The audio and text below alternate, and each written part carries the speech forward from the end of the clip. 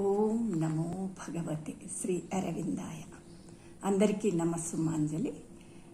ఇందాకనే ప్రథమంగా అందరి కరతాళ ధ్వనుల మధ్య నేను నా ఓటును వినియోగించుకోవడం జరిగింది. అది అమ్మ కృపగానే నాకు అనిపిస్తుంది. అంటే matter shall reveal the spirits face అనేది ఈరోజు ఈ సందర్భంగా నాకు మీ ముందు ఉంచాలనిపించింది. అంటే పదార్థం ద్వారా పరార్థం ఆవిష్కరించబడును అనే దాని గురించి మాతా అరవిందులు చెప్పిన 4 విషయాలు మనం ఇప్పుడు మననం చేసుకుందాం. అంధః తమః ప్రవిశ్యంతి ఏ విద్యాముపాసతే తతో భూయివతే తమోయ ఉవిద్యాయాం రతాః. ఎవరైతే అవిద్యను ఉపాసించదరో వారు కారు చీకటిలో ప్రవేశిస్తారు. కానీ విద్యలోనే ఆనందం పొందేవారు ఇంకా గొప్ప నిబిడాంధకారంలో పడిపోతారని ఈశా ఉపనిషత్తులోని 9వ శ్లోకం మనకు చెప్తుంది. అయితే ఇచ్చట విద్య అనగా బ్రహ్మజ్ఞానము, అవిద్య అంటే ప్రాపంచిక కర్మలు. అయితే ఎవరైతే బ్రహ్మజ్ఞానాన్ని కావాలని వ్యావహారిక జ్ఞానమును కాదంటారో వారు అంతకు మించి నిబిడాంధకారంలో గాఢాంధకారంలో ప్రవేశిస్తారు అని దీని సారాంశం. అంటే మనకు కనిపించే ఈ ప్రపంచం అంతా అవ్యక్త భగవంతుని నుండి వచ్చినది. ఏకోహం బహుశ్యాం ప్రజాయే ఏతి ప్రజాయే మేతి. కనిపించని ఆ పరబ్రహ్మ స్వరూపం తనను తాను ప్రకటించుకోవాలని సంకల్పించినందుకే ఈ ప్రపంచం ఉనికిలోకి వచ్చింది.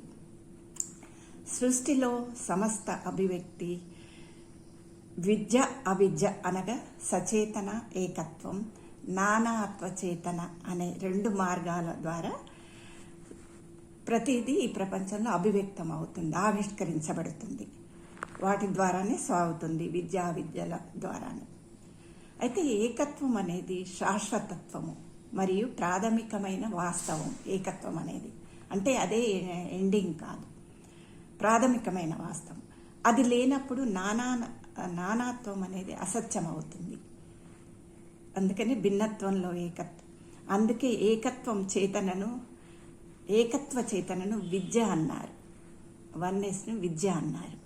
అయితే ఇక నానాత్వ చేతన అనేకం లేని యథార్థ జ్ఞానమైన సారభూతంలో ఏకత్వం నుండి మమేకత్వం నుండి విడిపోయి అహమే పరమావధిగా పరిమిత కర్మతో తాదాత్మ్యం చెందుతుంది. ఈ నానాత్వం అనేది ఎప్పుడు అహంతో తాదాత్మ్యం చెంది పనిచేస్తూ ఉంటుంది. ఇది దోషానికి భ్రాంతికి సంబంధించిన ఒక స్థితి, ఇల్యూజన్ అన్నట్టు. అందుచేత దానికి అవిద్య అనే పేరు పెట్టారు. అయితే మానవుడు నడిచే విశ్వం మరియు విశ్వానికి సూక్ష్మ రూపం కూడా మానవుడే, అతనే. బాహ్యంలో కనిపించే ప్రపంచం మ్యాక్రోకాస్మా, మానవుని అంతరంగంలో ఉండిన ప్రపంచం మైక్రోకాస్మా.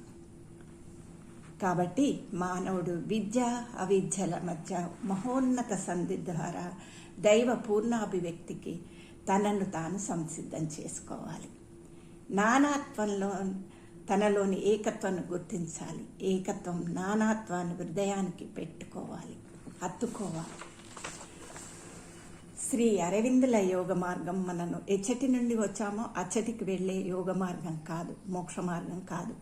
అయితే మనం బంధించే ప్రకృతి నుండి మనం బయటపడాలి. అంటే ప్రకృతి అంటే ఏంటి? సత్వగుణం, రజో తమో గుణాలు. వీటి నుండి మనము వైదొలగడమే ముక్తి, మోక్షము ఇంతవరకు. కానీ శ్రీ అరవిందుల యోగంలో సత్వగుణం వెలుగుగా, రజోగుణం శక్తిగా, తమో గుణం శాంతిగా మార్పు చెందాలి. ఇదే కీలకమైన, మనకు పూర్ణయోగంలో ఉన్న కీలకమైన నిర్ణయం అనేది ఇది.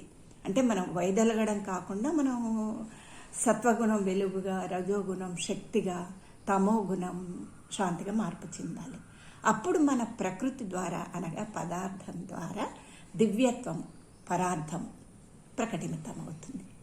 ఇక అప్పుడు దీన్ని సాధించిన మానవుడు దివ్య మానవుడు అవుతాడు. ఆ దివ్య మానవుడు ఇతరులను కూడా ఆ దిశగా నడిపిస్తారు. ముక్త స్థితిలోని అమృతత్వం, స్వేచ్ఛ, ప్రకాశం, సత్యం ఈ పృథ్వీ పైన ఆవిష్కరించబడతాయి.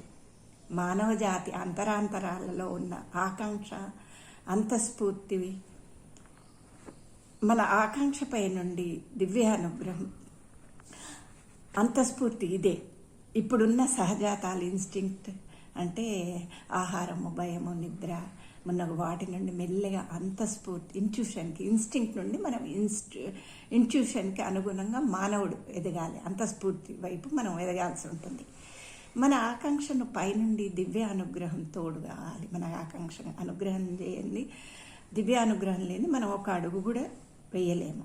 అందుకని మనం గట్టి ఆకాంక్షను, నిరంతర ఆకాంక్షను కలిగి ఉండాలి, దృఢమైన. అప్పుడే ఈ రూపాంతరం సాధ్యమే. సృష్టి పరిణామంలో మరో ముందడుగు వేసి దివ్య మానవ జాతి ఉనికిలోకి వస్తుంది. అదే శ్రీ అరవిందుల దివ్య జీవనం సందేశము.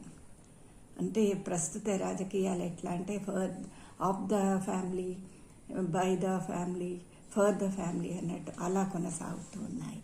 ఆ రాజకీయాలలో కూడా ఆ దివ్యత్వం అనేది రావడానికి చేసే కొంతమంది కృషులలో కూడా మనము భాగస్వామ్యంలో ఉన్నాం. ఇంటికి పాశ్చాత్యులు పదార్థమే వాస్తవం అంటారు, భారతీయులు పదార్థం అనగా ఆత్మనే సర్వస్వం అంటారు. దీనివల్ల ఇరువురు రెండు విధాలుగా చాలా నష్టపోయారంటారు మదర్. ఓం పూర్ణమదం పూర్ణాత్ పూర్ణముదచ్యతే పూర్ణస్య పూర్ణమాదాయ పూర్ణమేవావశిష్యతే. ధన్యవాదాలు.